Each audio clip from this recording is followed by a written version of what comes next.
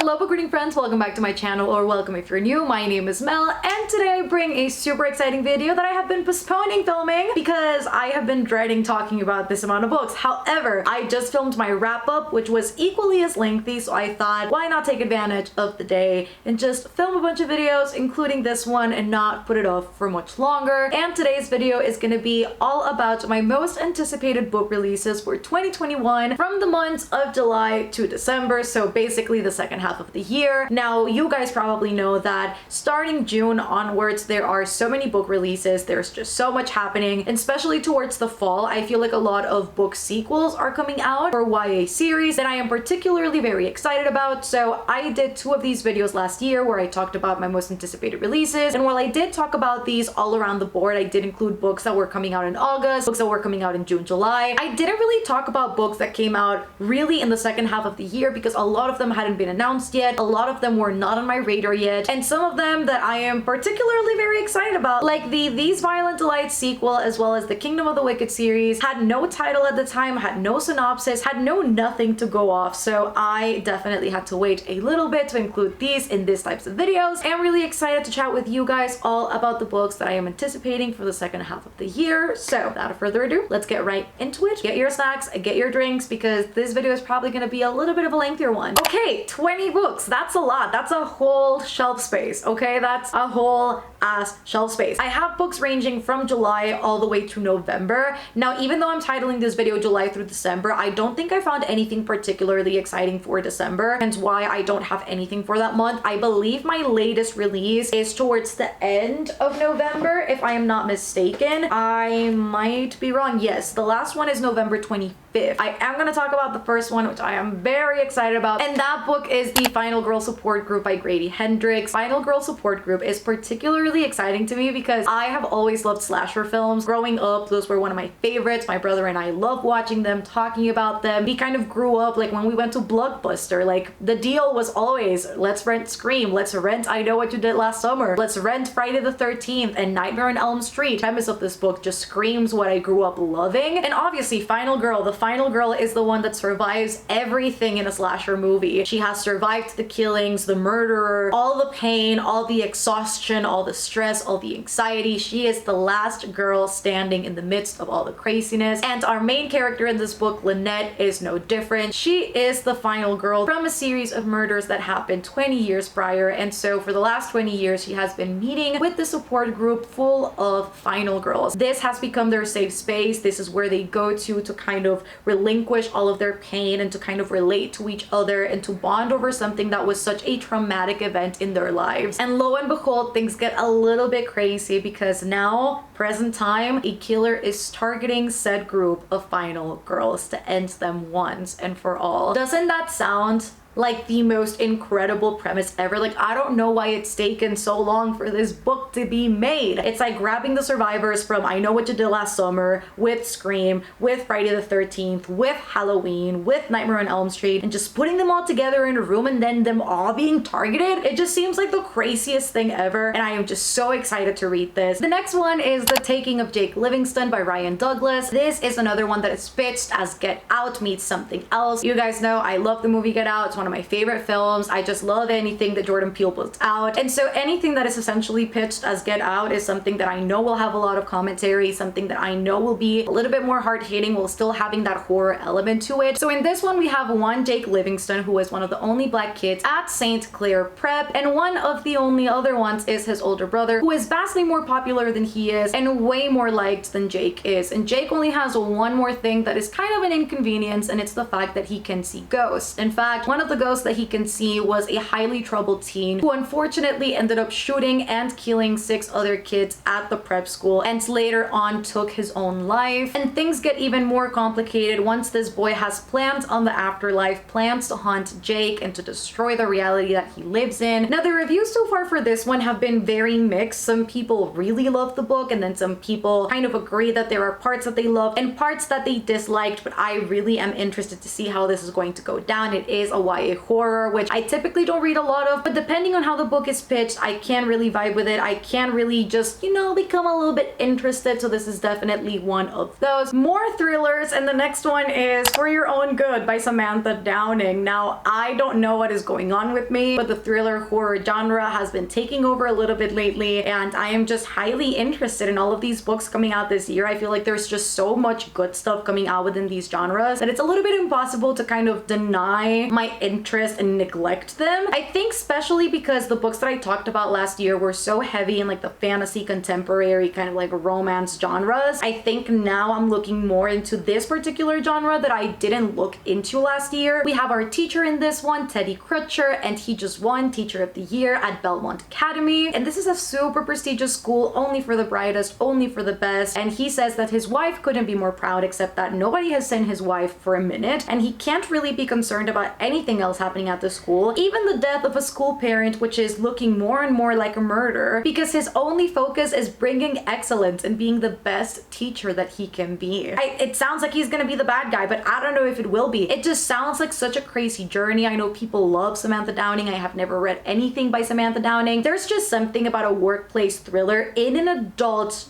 genre age group setting that sounds particularly exciting. This screams kind of like horror, thriller, dark academia, and like a murder mystery. It's just all of those elements wrapped into one. Next up, I have All's Well by Mona Awad. Now, this one is particularly exciting and intriguing to me. You guys know I'm a theater kid. I have been in theater productions before, and it is particularly interesting because if you know theater, or if you've been in theater, you know that there is such a superstition around the word Macbeth. You don't mention the word Macbeth inside a theater because there's just been a lot of history behind the play and actual witchcraft going down during the play when it was, you know, staged years and years and years ago. And so it's just something, it's like a theater rule, like you don't mention Macbeth in the theater unless you're staging Macbeth. And so in All's Well, we have a theater plot, which to me, it's just, it's made for me because we follow Miranda Fitch, who is the theater director at this school, and she has been suffering from chronic pain ever since she had a really unfortunate accident, except that one day she wakes up and the pain is gone. Not only that, but she feels like her life is on the verge of ruin. She's about to lose her job. She has been trying to stage Shakespeare's All's Well That Ends Well, and her students are actually hell-bent on staging Macbeth, and that is not something that she necessarily agrees with. And that is where the story kicks off, when she meets three theater benefactors that seem to know a lot more about Miranda's life than she personally thought anybody would. And that's when it gets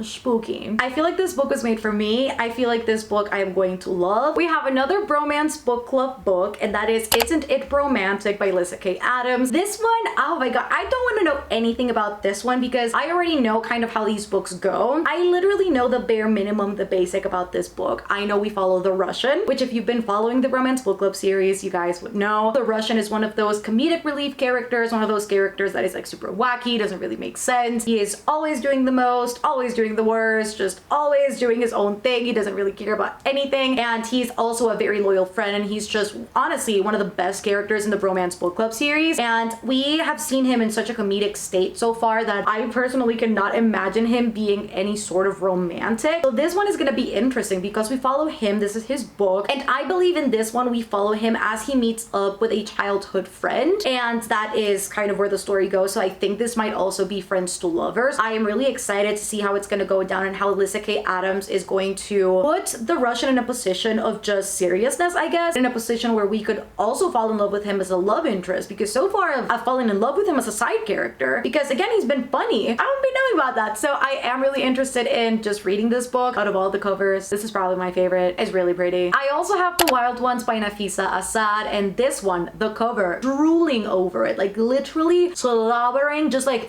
over this cover. It is so freaking stunning. I know some people don't like people saying the cover is stunning, it's pretty, it's gorgeous, it's beautiful. It is. What do you want me to lie? I can't do it. And for this one, I also know the bare minimum. I know we follow a group of girls called the Wild Ones, and they all have powers. They all have acquired their powers in very different ways. They all have had very different lives. They have all gone through very different struggles, and that is truly what brings them together. And they all band together to save the boy who gave them all their powers, and that is the journey that they embark Archon as a whole, as a group. I don't know if with him, without him, if looking for him. I really don't know what the book entails. All I know is that super vague, but honestly, it just seems like the kind of book that I would love. It has a quest, it has magic, it has powers, and it just seems really exciting. Next up is obviously The Heart Principle by Helen Huang. Now, you guys know I didn't have the best experience with the Bright test, but I am holding out hope that the third book will be even better and hopefully match up with the first book. I really like the premise of this one actually, and in this one we have Anna Sun, who was kind of like a one-hit wonder. She uploaded a video to YouTube and she became viral and she achieved immediate success, and she has been now suffering from the burnout from trying to replicate that once viral video, and in the midst of that she also has a boyfriend who now wants to have an open relationship, and that is not at all what she wants to do, and so now she wants to go crazy and just live life to its fullest, and she basically makes this commitment to herself that she will go around and just have a bunch of one-night stands, and it is that way that she meets Quan Dieppe, who is, you guessed it, Kai's brother, who is tattooed, rides a motorcycle, is super wealthy, he's hot. So she meets him and they embark on this journey together. I don't know if this will have autistic spectrum rep as the other two did, because it'll be interesting if it doesn't. So I really don't know what I'm getting myself into with the third book, but I really do hope that it gets a little bit better than the second one. Of course, we have another slasher. Of course we do, because this one cannot stay out of my list, because the way that this book is pitched is Shirley Jackson meets Friday the 13th in, if you know, you guessed it, My Heart is a Chainsaw by Stephen Graham Jones. And I really love this particular part of the synopsis. The synopsis is long as hell on Goodreads, but this part right here I really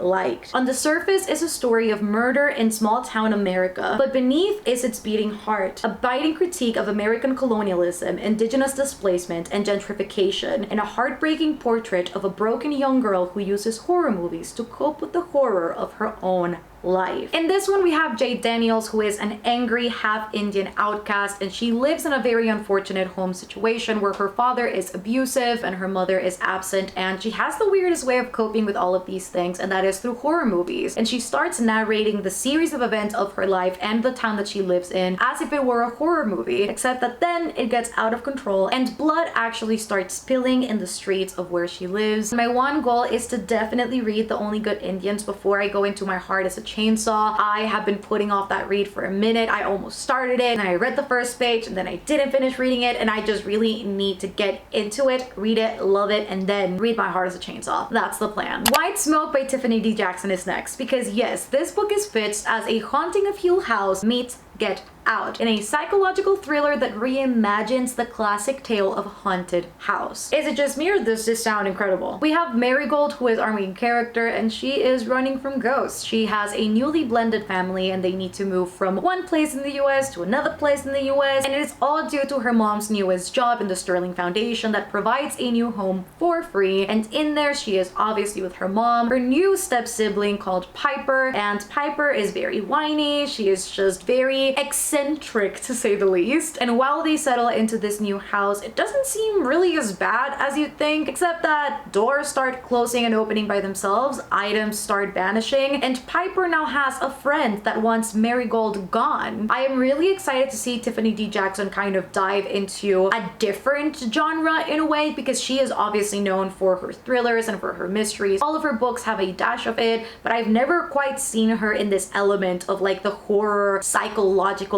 of it. So I'm really excited to see what she has to bring to this twist of, like, again, The Haunting of Hill House. I feel like it'll be really interesting. Tiffany D. Jackson always has a way of including critique and just the reality of Black lives in America that I really have quite enjoyed so far, and so I am particularly interested to see how she'll do in this new landscape. I know I'm not the only one excited about this book, because I feel like ever since it was announced, people were going crazy about it. Next up, I have a book that I don't really hear people talking about, and it might be because this author is already coming out with another book this year, but that is Last Gamer Standing by Katie Sau. Now, you guys know, if you watched my TBR, this month I am reading How We Fall Apart, which is also by Katie Sau, but in September she is actually coming out with this book, which is basically gamers meet sci-fi, which is honestly the best combination ever. I do believe this is middle grade though, because in this one we follow 12-year-old Reina, who is an up-and-coming junior amateur Dayhold player, and she basically competes in a VR game battling literally monsters, humans, creatures all alike. And the one thing is, despite her rising popularity and people really being into what she does, people don't really know who she is. Gaming is still a boys club, and so she needs to create an alias in order to protect and hide herself, and that alias is the Ruinar. And then she qualifies for this tournament, and she is sponsored by her favorite company, and she thinks she honestly has the biggest shot, the best shot at winning those $10,000, except that she ends up being doxxed, and her personality and her name and all of her info is released out into the world, and she will need to face these new consequences and what in real life it means to be a girl in a boys industry and a gaming community, battling with a lot of familial dynamics and with all of this media surrounding her. I have one on my list that I'm pretty sure you guys wouldn't guess if you've been here for a while, and that is Desperadine by Margaret Rogerson. Now, you guys know I didn't have the best time with An Enchantment of Ravens. I really am kind of intrigued to give that book a retry to see what I think now that I am really into lyrical writing, to see if anything's changed. However, she is coming out with a new book this year, and what I really appreciate about Margaret Rogerson in particular is that these books are all standalones. I have heard incredible things about Sorcery of Thorns. That is one book that I really want to read. And then Desperadine is one that is around 400 pages. So I really do feel like that's the perfect length for a standalone fantasy. So I am really excited about it, actually. And we have our main character who has some mythic abilities that protect the world from the restless dead. Artemisia, who is training to be a nun that basically cleanses the body of the dead in order for their souls to move on peacefully, except that one day the convent in which she resides is attacked by a bunch of people, and she raises an ancient spirit bound to a saint's relic. And what she didn't know then that she knows now is that this spirit is vengeful, it is hungry for blood, and its one mission is to take over her body. And in this world, the only people who can really control these relics are the Vesperadines, except that they are all extinct. The magic, the lore, everything to know about them is really gone, and she needs to embark on a journey to find out how to become one in order to tame this spirit, or to not take over and create even more chaos. It sounds really cool. I think the nun part is interesting.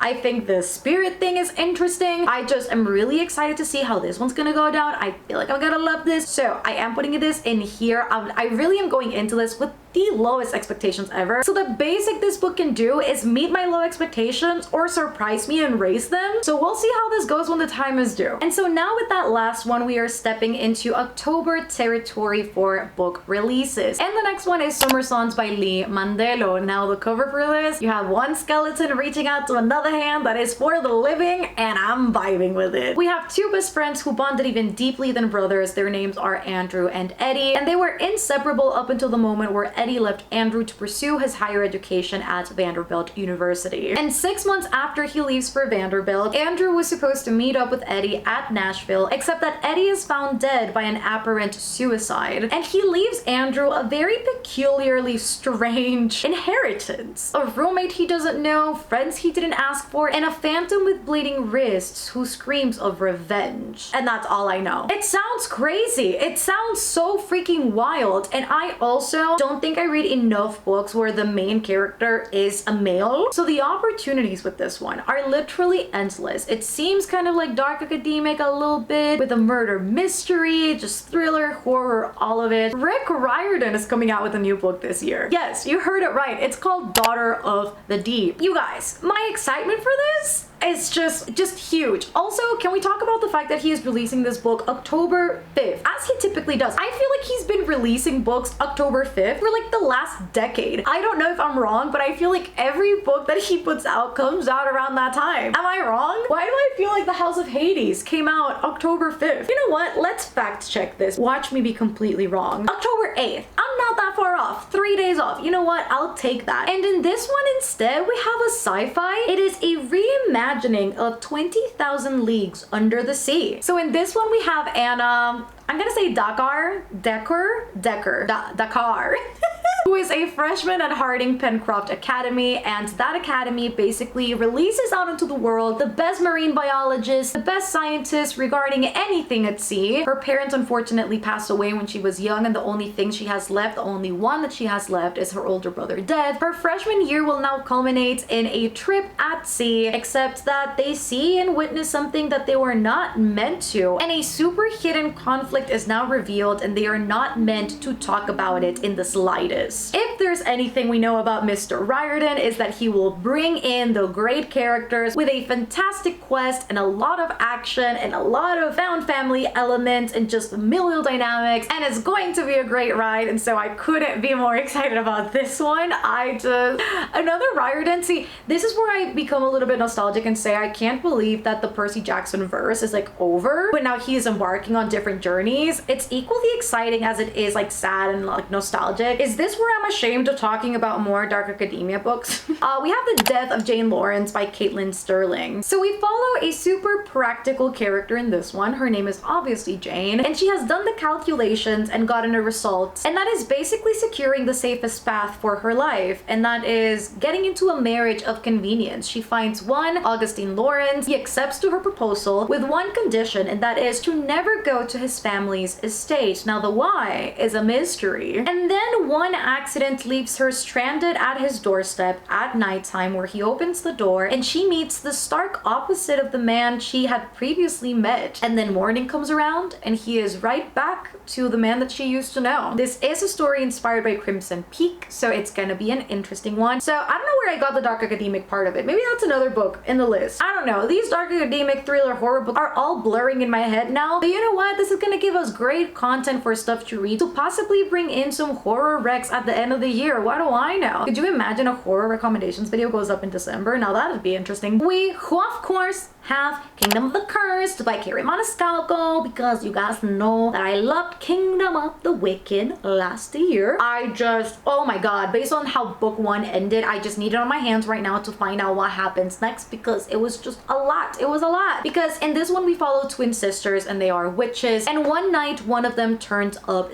dead, literally desecrated, and in a big state of grief the remaining sister Emilia will embark on this journey of dark magic, where she actually meets and teams up with Wrath, who is one of the 7 princes of hell, and it goes from there. Carrie Maniscalco knows how to build her ambiance, her atmosphere. It's beautiful. It's set in Sicily, Italy. It is just beautiful. The book description, everything about this book was great. The angst, the steam, not necessarily the steam, but like the tension that leads to the slight bit of steam that this book has was fantastic. I'm not gonna go into the specifics of it because it is a massive spoiler, and based on that, that's like obviously where book 2 goes, but I'm probably gonna reread Kingdom of the Wicked before I read that. I read Kingdom of the Wicked in a single sitting, so maybe book 2 will be the same. We shall see, but it was super easy to read and I just ate it up. I ate it up like it was macaroni and cheese, baby. See, now we're getting into fantasy territory. It was only a matter of patience, my young Padawans. It was just a matter of patience. We've got The Righteous by Renee Ahdieh, and that is the 3rd book in the Beautiful series, obviously by Renee Ahdieh. I don't know where I was going with that. So if you don't know what The Beautiful is about, I shall give you a beautiful synopsis instead of a righteous synopsis, but I am gonna go a little bit into The Righteous, whatever is not spoilery. But in The Beautiful we have Celine, who is a dressmaker, and she arrives to New Orleans from Paris, and once she gets to New Orleans she gets entangled in the midst of a war against the creature of night, and she ends up meeting the beautiful Sebastian Saint Germain, and she ends up again being embroiled in supernatural business where a serial killer is after people and now has a target on her back. Book 2 expanded a lot. Book 2 really went above and beyond vampires and werewolves. It delved into fae territory and just a bunch of creatures that I wasn't really expecting. It definitely took me off guard. However, going into book 3, I know what mindset to go into this book with. I know what I'm getting myself into. I know it's not only vampires and werewolves, though they are the main focus of it. There's just a lot more to this world than meets the eye. And in this one, instead of following the main 2 characters, we will be following Pippa, who is Celine's best friend, and then, oh god, I already forgot his name. He was definitely in the 2nd book a lot. Mr. Arjun, the charming Darjan. So he is also in this book, so those are going to be the 2 main characters, and they will set out in this quest to help both Celine and Sebastian. This really reminds me of the dynamic of Wicked Fox, where Wicked Fox we have Mi Young and Ji Hoon, and then the 2nd one we have Somin and Juno, but the storylines are very much interconnected with each other, and it's just an overarching just conflict, plotline, everything. So The Righteous will be the same, and I am very excited about it, and I can't wait. The next book I have is one that will supposedly make everybody cry, and that is You've Reached Sam by Dustin Thao. This is a book that, based on the synopsis alone, I already know it's gonna be a tearjerker, because the very first line says, "If I stay meets your name in this heartfelt novel about love, loss, and what it means to say goodbye." The synopsis makes me tear up so hard and I don't know why. So in this one, we have Julie, who has her whole life planned out. She is just planning her life out to perfection, and that is to graduate, to move in with her boyfriend Sam. Except that one day Sam dies, and in a state of grief, she decides to not even go to his funeral and to kind of drop every single plan that she had. And in order to make herself feel closer to that person that she loved and lost, she ends up calling Sam to just hear his voice one more time in his voice message, and he picks up. This is a tale of second chances and again saying goodbye. I don't know if this will have an element of, you know, defying time and just,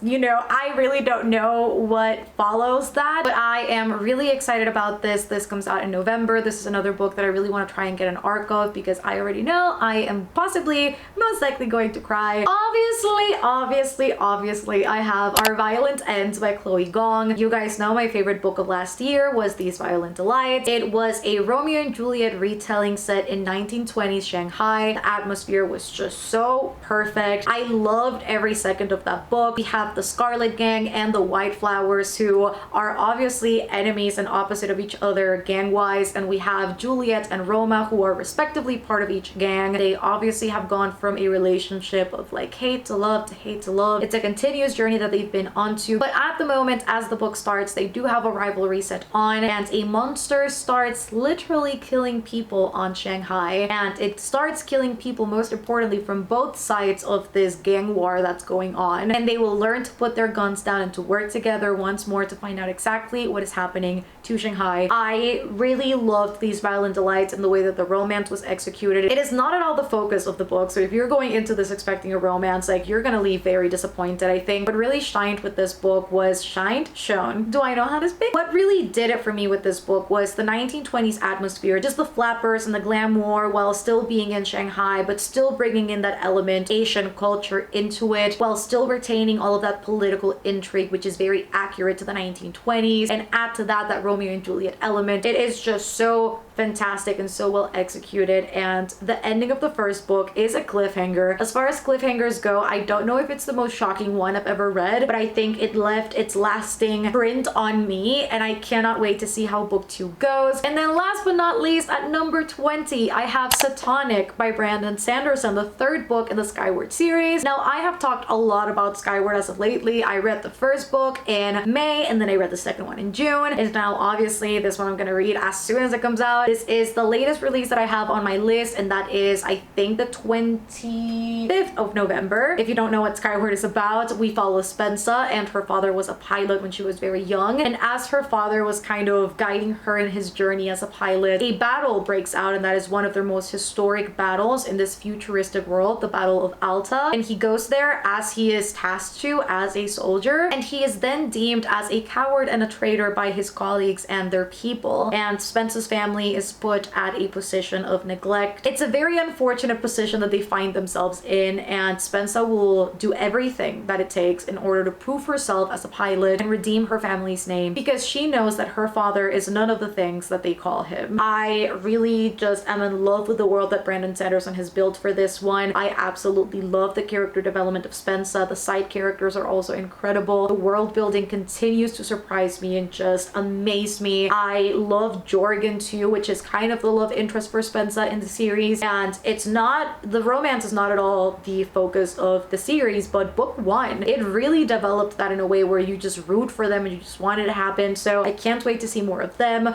more of the Skyward flight, more of the characters that we met in book 2, just more world building, more answers, more action. I just love the fact that it's so action packed, because I am imagining the craziest things in my head, and I have just a blast with these. I listen to my sci-fi music, have a good time. It's just fan-freaking-tastic, so I can't wait for book 3 to come out. So yes, you guys, those are all of my most anticipated releases for 2021 for the second half of the year, July through December. Hope that you guys enjoyed this video. If you did, don't forget to give it a thumbs up as per usual. Comment down below what are some of your most anticipated releases for the second half of the year. Are you particularly excited about any of these? Are there others that I missed? Just let me know all of those down below in the comments. I feel like we're about to have a great roll around of books. I feel like it's going to be an amazing second half of the year, so I'm I'm really excited about all of those. If you reach the end of the video, let's leave some knife emojis down below. I feel like we've already done that emoji, but this video is like very horror thrillery, so I feel like it feels very fitting. I feel like it feels. Don't forget to subscribe if you haven't already. I am constantly putting out videos that I'm sure you don't want to miss. 2 to 3 videos a week, always, most times, almost every time. And if you want more exclusive content from me, early access to videos, exclusive live streams, a Discord server, buddy reads, a book club, a podcast, weekly updates, everything between, I do have a Patreon. We call ourselves the Citadel, and that is always linked down below alongside all of my social medias. And yeah, you guys, I love you so much,